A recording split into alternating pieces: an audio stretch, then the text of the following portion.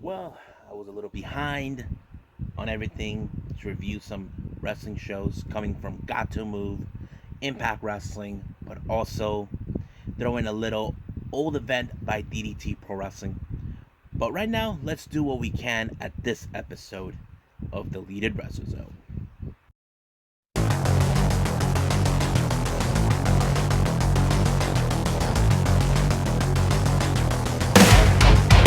Are you ready? Get up, get up! Get up, get up! Get up, get up! Get up, get up! Get up, get up! Get up, get up!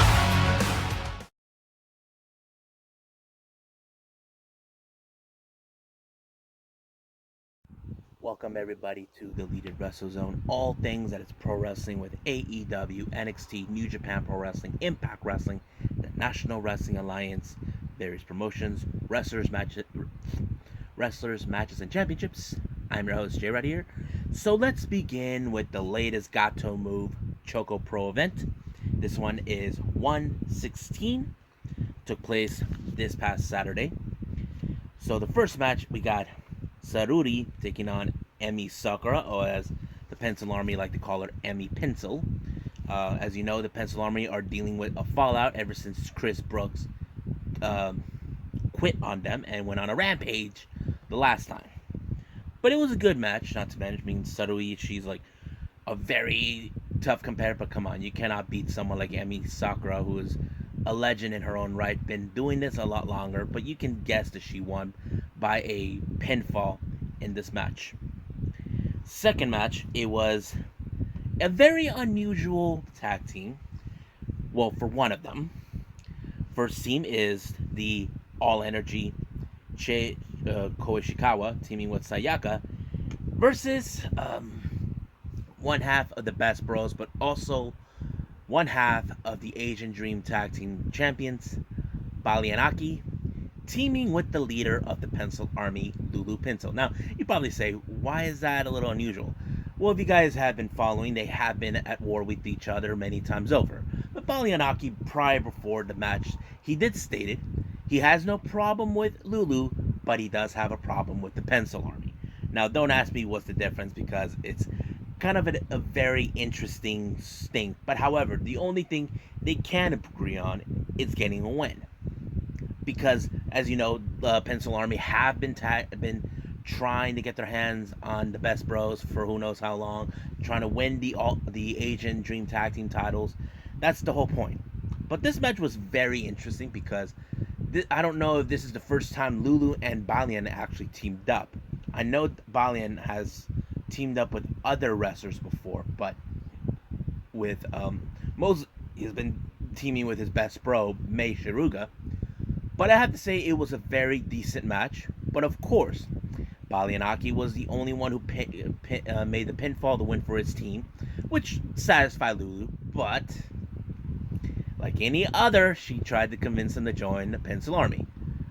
But Balian is a little, hesitant about that because, I don't know what this beef is with the Pencil Army. I need to go back and look it up to find out what is it about them that makes them cool. I may have to binge watch all of ChocoPro events. You probably think I'm crazy, but that's another conversation for another time. Main event, it's Yoko Sakurai taking on the other half of the Best Bros and the other half of the Asian Dream Tag Team Champions, Mei Shiruga, or as we call her, the Big Apple.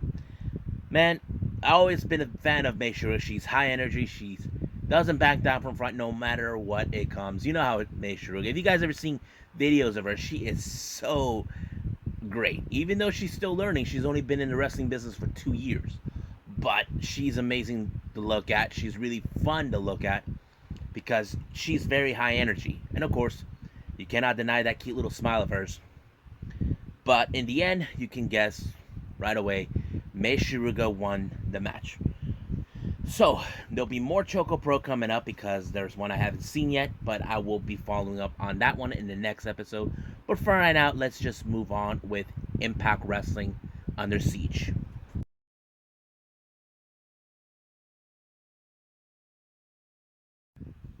Okay, so we got the latest Impact Wrestling event, Under Siege. Now, this one was set in the aftermath after Kenny Omega won the Impact World title from Rich Swann, but there's a lot of implications in this particular event that leads to whatever comes in the future. First match of the night, it was Brian Myers, or as everybody likes to call him, Bad Mood, taking on Black Taurus. Now, he's been on the radar for quite some time. As you know, Brian Myers, he is the self-proclaimed professional wrestler, but we all know he's not. Somehow he was able to overcome Black Taurus. I don't know how, but it faces the story. But the real question is this over between them? Because Myers, once again, with his so-called professional wrestler slogan, he dumbed Black Taurus' eye.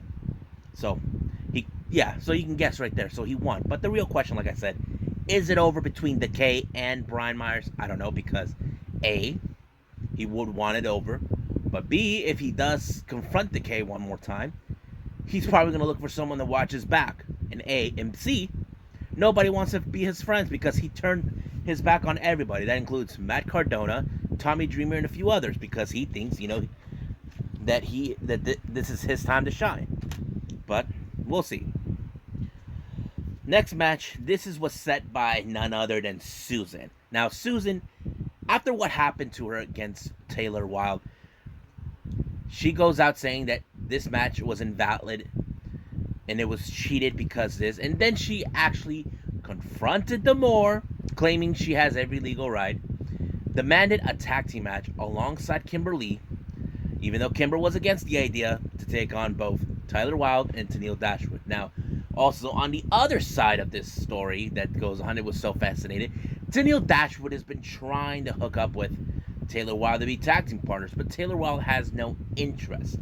So basically, we're like in a little predicament story that makes it funner, because you got Kimberly's like doesn't like how Susan's reacting, even though they hated Sue Young, and now she has to deal with this crap. And now you got Tennille Dashwood, who's trying to be in a tag team with Taylor Wilde, who is a Knockouts champion and a Knockouts tag team champion.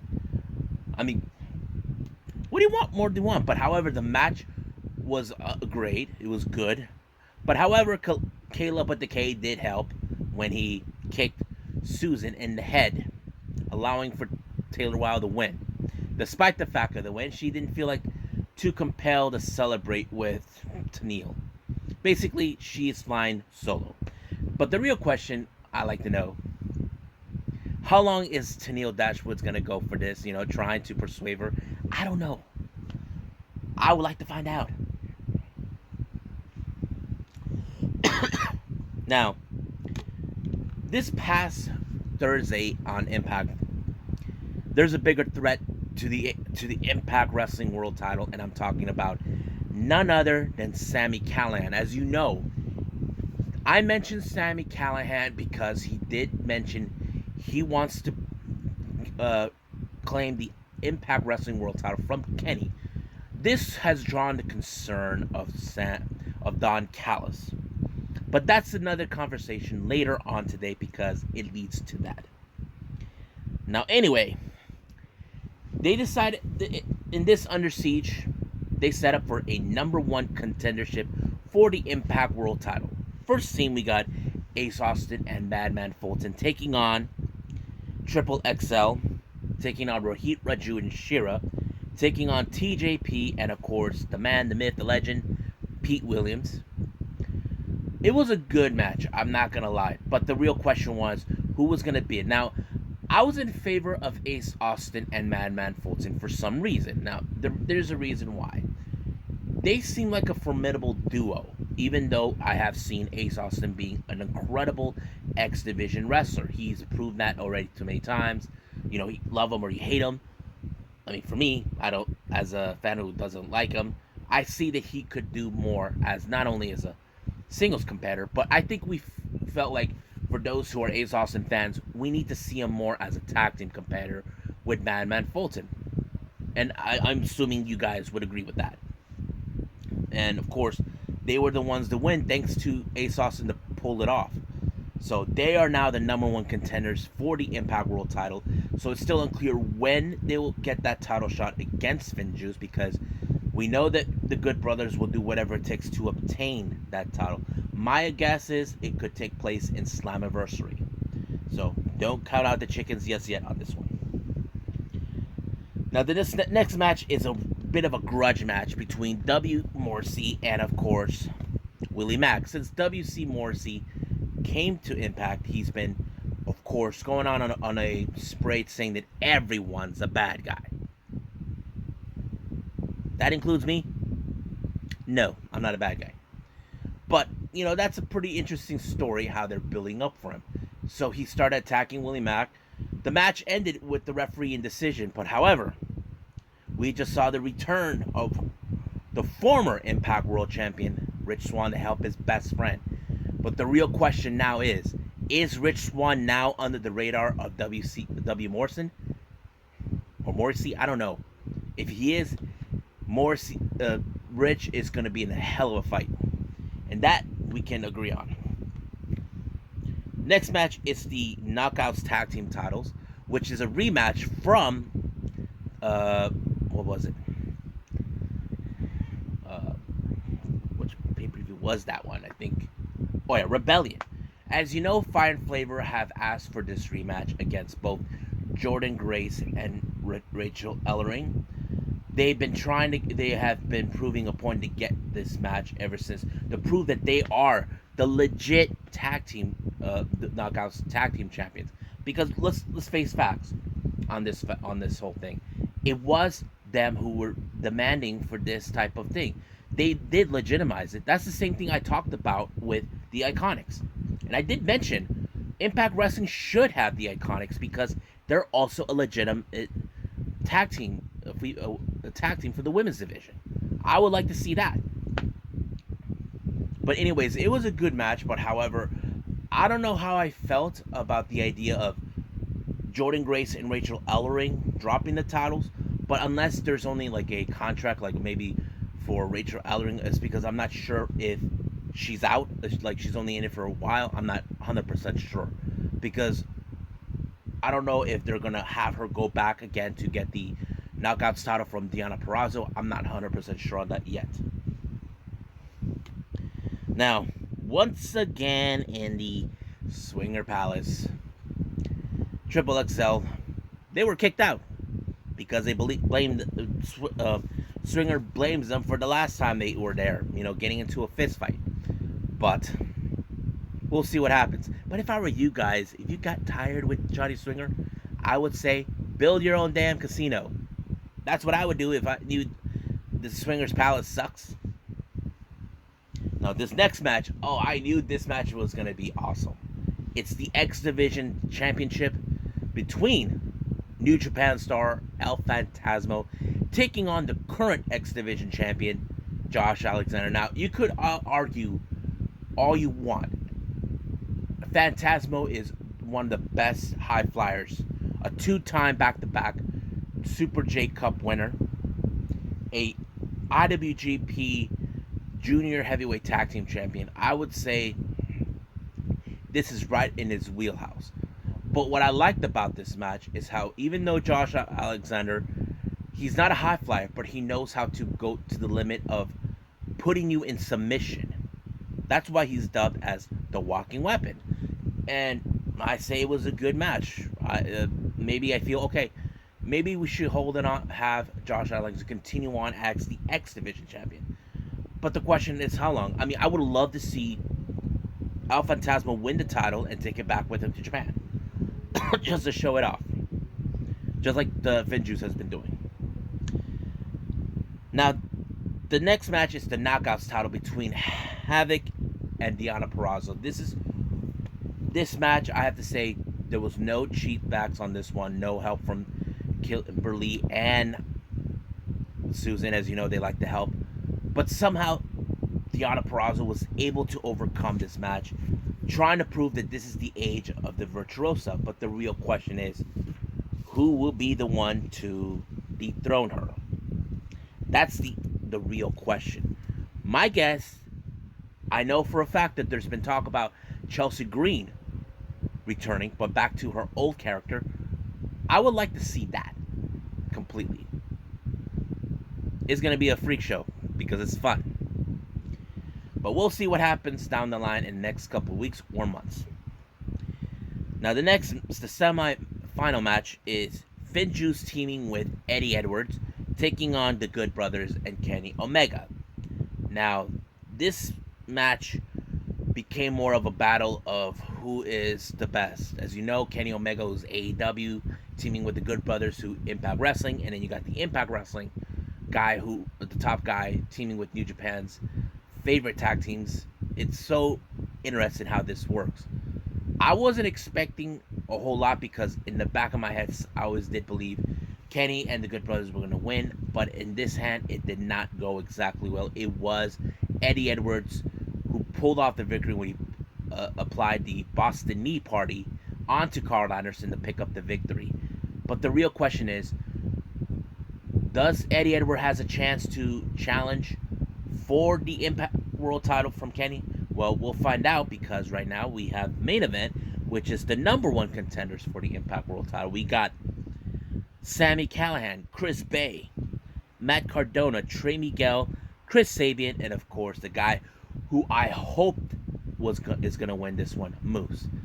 It was a good match. It showed everybody are determined to win, to get a chance to take that title away from Kenny. But the real question is, who is the bigger threat here? However, as you know, the invisible hand had a trick up his sleeve. He sent the Good Brothers to take on Sami Callihan. But however, I feel maybe this is the right moment for Moose to shine when he picked up the victory, when he pinned Chris Sabian. Now, you probably ask me why. Simple. He wants to prove to the world that he is the best wrestler. And he doesn't need the title to prove it. And he's already proven time and time again against anybody that stood in his way. And however, Don Callis will not allow that. So there's going to be a lot of back and forth on this one. But we'll see in the upcoming weeks what's going to happen from then. This match could take place at Slammiversary? I don't know. But I would love to see that happening. And would like to see what Don Callis is going to do next. So let's end the episode with the latest DDT Pro Wrestling event that took place back in March or in February. So let's do that right now.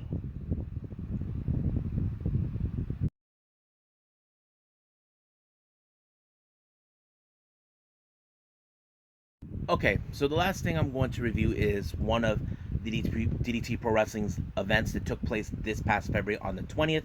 This one is called This Will Be Our Ninth Narumasu event. So they have been in this event, who knows how many times, maybe this is the ninth. I haven't seen the other 8. So let's start with the first match. It's a 6-man tag team match between Toi Kojima, Yuki Onaya, and Chris Brooks, taking on Gota Ihashi, Antonio Honda, and Toru Owashi. Now, you know when it comes with Antonio Honda, you know what he's going to do. He's going to give out a promo right in the middle of the match and then does this right in your eye. That's what he does. And that's how he wins. You know for a fact with Antonio Honda, it's a possibility he could win. And that's what he does every single time when it comes to it.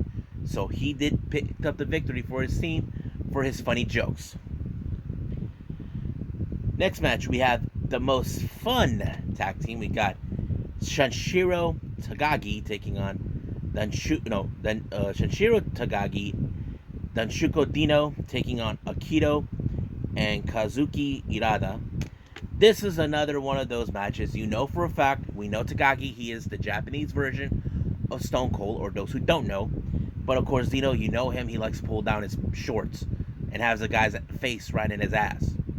Don't ask me why, but he does that. Now, the reason, this is the first time I see Akito and Hirata actually team up, because I know Hirata has been dealing with a lot of issues with Dino in the past. And of course, Takagi would do anything in his power to make him happy. But, you know, he and Dino are close friends, so this could lead to a rivalry amongst both teams. But it always works. It always happens that way. But of course, it was Takagi who won the match. You know him, like I said, he is the Japanese version of Stone Cold. He even dresses like him. Next match, we got the most interesting singles competition. We got Keigo Nakamura taking on Yusuke Okada. Now, Keigo, he is a very interesting wrestler. Very short, very skinny dude. But he has a lot of heart and a lot of energy. But he was no match against Okada. The reason is no matter how hard he hits or how far he's willing to go, he still was no match for him. It's not like I feel bad for the guy, but it's the way he portrays it. You know what I mean? So that's what I like about Keiko. But it wasn't enough to take on Yusuke Okada. So he won the match.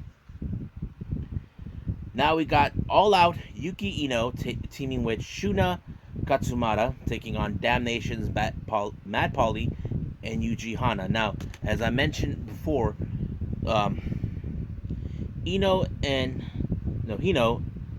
of course Ino, they are close friends until Hino actually joined Damnation. But the match was unbelievable. Now, you got three huge dudes, two of them in one team, one on the opposite team. He teams up with the shortest and skinny dude. You know for a fact that this is going to be an interesting match. Ino tried everything, did everything in his power to hold on again, to stand up against two guys or equal sizes to him, and somehow they were able to overcome it. I don't know. It's really interesting. I love what they do, and can't wait to see what they're going to do more on this. But for now, let's keep moving forward. Next match, we got Damnation, Soma Takoa, Daisuke Sasaki, and Tetsuya Endo taking on Ritsu, consistent of Hideki Okatani, Makoto Oishi, and of course the KOD Open Champion Jun Akiyama. This rivalry continues on, as you know. Akiyama beat Tetsuya Endo for that title back in Kawasaki Strong. It was a very interesting match because these are two different factions that you know for a fact they don't like each other, but they always will be on the opposite side of each other. That's what I like about this type of matches. But however, it was Damnation, all thanks to Endo, who picked up the victory for his team. He's like one of the heavy hard hitters in Damnation. Now the main event we have is Yuki Inio, Mao, and Konosake Takashita, who I mentioned AEW, are taking on Harashima and Eruption, consisting of Yukio Sakiguchi and Kasusada Ishugi. This was also another hard-hitting match. You know for a fact this is one of those matches that they will go balls to the wall at any case. But however, it was of course Yuki Ino who picked up the victory for his team. But however, is this feud between the other team over? I'm not sure. This can go on forever, as we can see. But for now, I think that's it. And I did enjoy this show. There'll be more to come, and I will review whatever DDT remaining shows I'm able to see for all of you guys to review, and we'll go from there. Well, I hope you guys enjoy this episode because it's, like I said, I'm a little behind. I didn't get a chance to review this last night because, I was waiting. I don't have, to watch Impact. I didn't even pay for it. It's one of those free streamings. You can watch it, and then one way or the other, that video is going to be gone. But, like I said, there is another ChocoPro event that I am going to watch. It was back-to-back. I think this one is 117. And then we got GCW Draft Day, and of course, WrestleMania Backlash. Now, I will save that one for last. Right now, I'm going to concentrate on the first two, Gatoh Move ChocoPro, and of course, GCW's Draft Day. So for now, I will do those two, and then hopefully by the time I see WrestleMania Backlash, and I don't know why they call it WrestleMania Backlash. I thought that's kind of dumb, but I think that's another conversation for the next video. But for now, I'll see you guys in the next DWZ time. Same DWZ channel. I must bid all of you adieu. So goodbye. and have a nice day. Bang.